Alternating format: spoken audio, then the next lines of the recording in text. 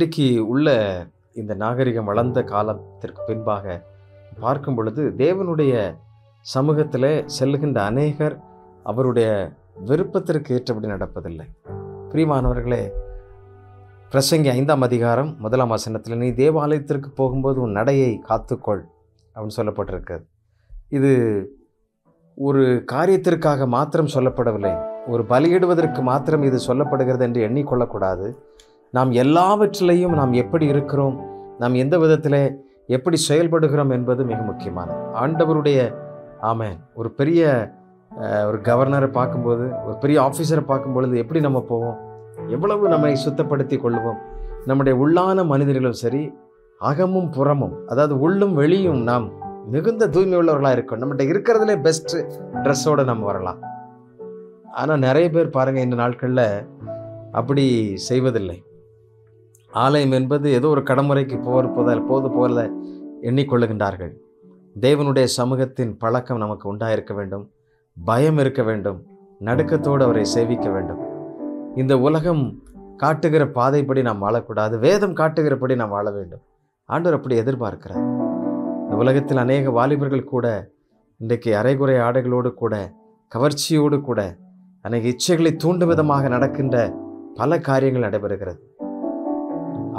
நாம் நம்முடைய நடையை காத்து கொள்ள வேண்டும்.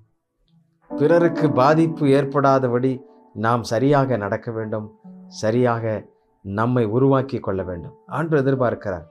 அது எல்லாவற்றிலையும், நம்முடைய ஆடையில் அலங்காரத்திலிருந்து எல்லாவற்றையும் ஆண்டவர் பார்க்கிறார், கவனிக்கிறார்.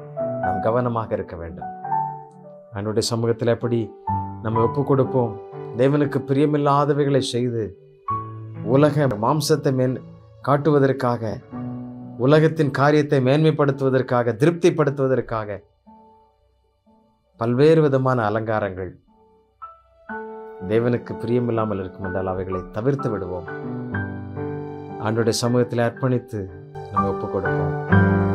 சுத்தம் விரும்பும் சுத்த ஜோதியே, விரும்பா அசுத்தம் யாவும் நீக்குமே, பாவி நீச பாவினாலே தேவா இரக்கம் செய்ய மாட்டீரோ. அர்ப்பணித்து ஆண்டவருடைய சமூகத்திலே பாடுவோமா?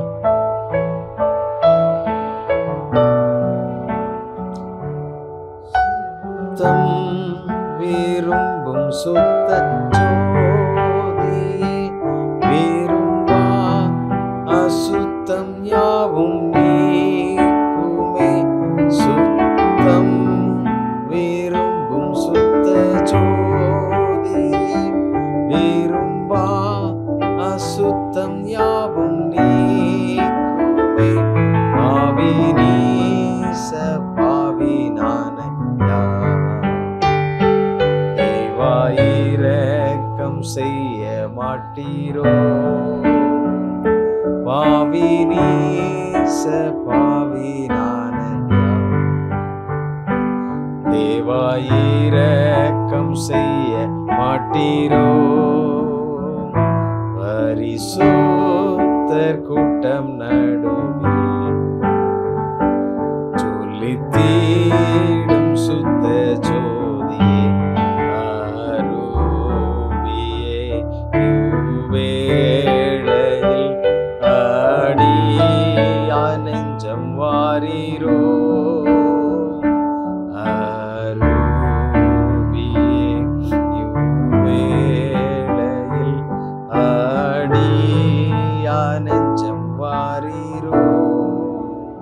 அர்ப்பணித்து ஜெபிக்கலாமா?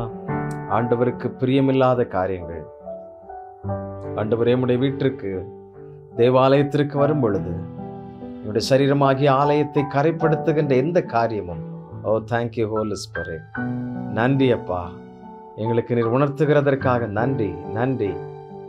சுத்தம் உண்டாகட்டும் என்னுடைய வாழ்க்கையிலே, என்னுடைய எல்கைகளிலே, அந்தரங்கத்திலே, எல்லா எல்கையிலும் சுத்தம் உண்டாகட்டும், பரிசுத்தம் உண்டாகட்டும்.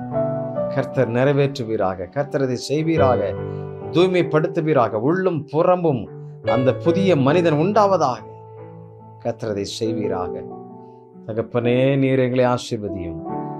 எந்தெந்த இடங்களிலே எங்களால் அவைகளை மேற்கொள்ள முடியாத இடங்கள் உண்டு, அவைகளிலே மேற்கொள்ள எங்களுக்கு பலன் தாரும். உலகம் மேற்கொள்ளுகிற காரியங்கள் எல்லாம் கர்த்தர் நீர் வந்து எங்களை ஆட்கொண்டு அவைகளை மேற்கொள்ள விடாதிரும் ஆண்டவரே. கர்த்தர் வழி நடத்தும். எல்லாவற்றையும் உடைய கரத்தில் அர்ப்பணிக்கிறோம். இந்த நாள் முழுவதும் எங்களை காத்து கொண்டதற்காக நன்றி, நன்றி, கோடா கோடி நன்றி.